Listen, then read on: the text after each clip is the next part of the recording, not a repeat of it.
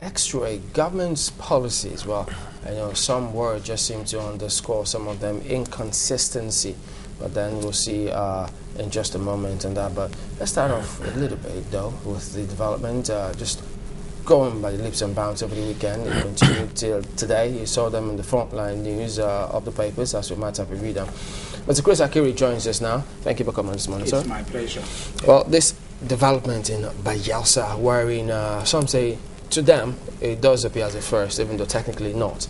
But the reports, finally, the adjective was used there, PDP barring the incumbent governor from the primaries, and this comes just after he had that rally where he declared that he was going to vie.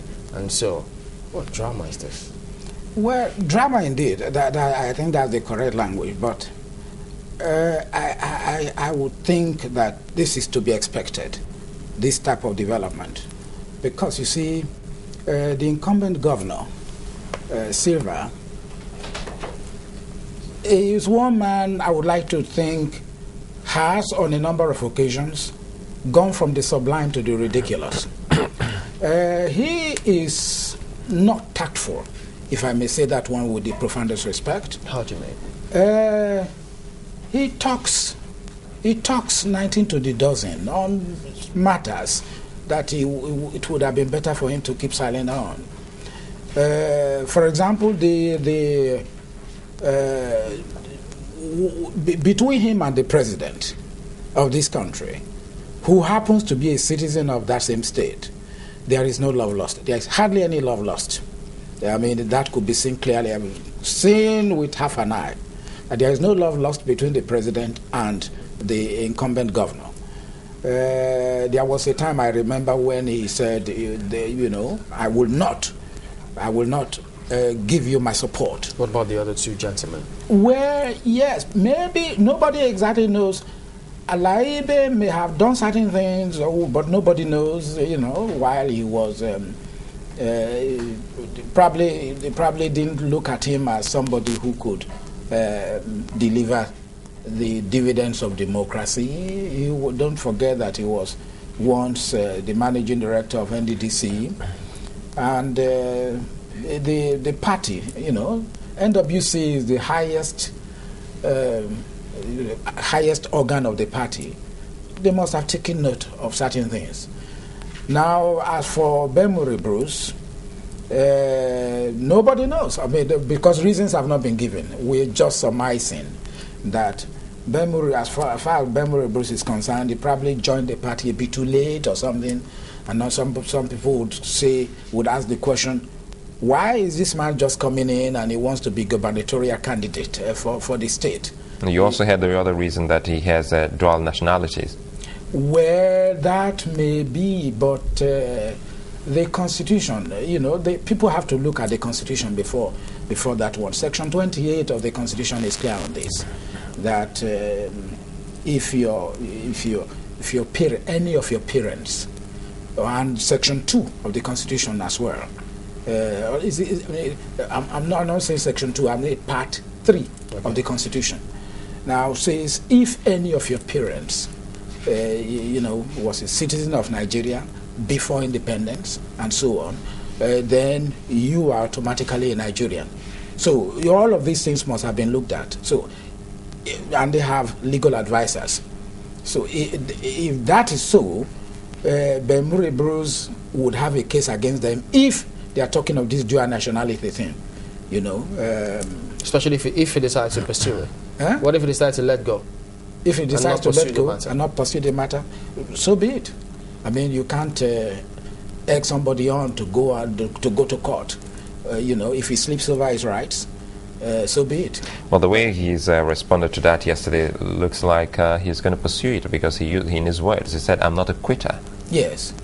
Now, because you see, to all intents and practical purposes, this man has been here with us. He's a Nigerian. Well, everybody knows him as a Nigerian. This dual nationality issue may have come in somewhere. Like I said, the PDP has its legal advisors. So they must have looked at all these things from the constitutional angle of vision and come to the conclusion maybe that, well, this person has offended against the laws, and if he has offended against the Constitution of the Federal Republic, which is the concept or ego of the Nigerian legal system, then there's nothing anybody can do about it. But I'm sure they've done something about it, taking a careful look at it. Otherwise, there might be problems if this man decides to take it up. But on the whole, for the party, barring these people, you think that they seem to be progressing, or will there just be some political loopholes at the end of the day, or potholes, I say? Well. You see, every party wants candidates that will uphold the image of the party and win elections on its behalf. Now, so if they take a look at candidates and they say this candidate or these candidates are not likely to make us proud, they have every right to say, stop it here and appoint those people that can make the party proud at the end of the day. So you ask the question, are they making progress? Yes, it is progress, I think. I think it is progress. Okay. All right, then, but we've heard, let's switch on to focus, policy, FG's policy, time and again. We've had, for instance, now Manufacturers Association of Nigeria talk about, there's this data they published between 2001 and 10, saying there's a loss of about 1.9 million jobs, which they attributed to government's policy inconsistency. But lately, government revisiting the 6334, 9 majors end up being 16334, and then they also plan to return to the toll gates in January 2012. So all of these policies of government, I don't know, when they do bring them forward, the way they go back and forth, governments go, governments come, and Nigerians could almost expect that one policy will change. Is this part of a evolving process as a country, or is it that, wait a minute, there's just something not right here? I think we are evolving poorly, I think. I don't think this is the way to go about anything, as far as I'm concerned. There are so many issues you have raised. Take the issue of the restoration of the roadblocks, for example. You know, this is one issue for which decision makers in the past, particularly in the past, should have been pilloried. You see, we spent billions of naira constructing these toll gates all over the country. Then all of a sudden, somebody decided the roadblocks must be removed. No, stop roadblocks, toll gates, that's, you know, stop toll gates. If you're going to stop toll gates, going to stop the collection of tolls, what, for crying out loud, dictated the need to destroy them completely from there? They very well have been there while you stop collecting tolls, but everything was demolished. Now, so we are talking of restoring them. It leaves a very sour taste in the mouth to talk of restoration of the toll gates. So I think some people must be brought to book over this matter. Who took that decision? Why was that decision ever taken? Who said the toll gates must be demolished? And now we're thinking of restoring them to build other new toll gates? I think there is something wrong with the system. But part of the reason they accused at the time was that they needed to fix the roads. And so if the roads had to be in good condition, which we all want, yes, they say some sort of tax has got to be paid on it for them to use in developing those roads. Yes, so you see, but you see, what I was saying is the demolition of the toll gates as constructed. Now, why were the toll gates as constructed be demolished? Just because you are going to stop the collection of tolls.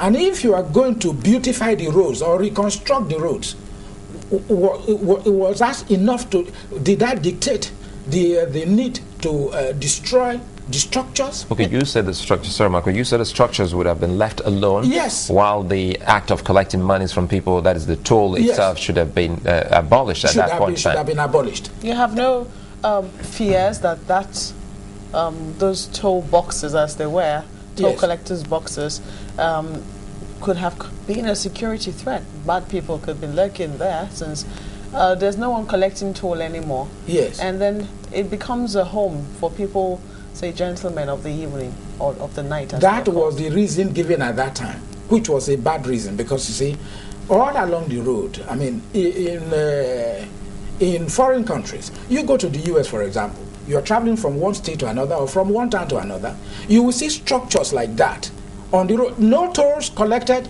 but you will see structures, you know, places where you can even stop and refresh yourself, take drinks, and so on. There are such structures all over the place. Are they empty? They are not empty. But you see, all the toll roads, as then existed, were used. Apart from those people responsible for collecting tolls, there were traders. So they should have been left alone for these traders to It seems to me that you have absolutely no problem with the fact that they're going to be collecting toll. Your problem is the fact that they destroyed the that they destroyed it, and they are now trying to reconstruct this same thing that they destroyed. It is much like the house that Jack built. Why would you destroy this thing? I mean, a few years ago, and then all of a sudden it now dawns on you the same administration, because government is a continuum. Why was there need to destroy these structures, and then you are now trying to rebuild them with taxpayers' money?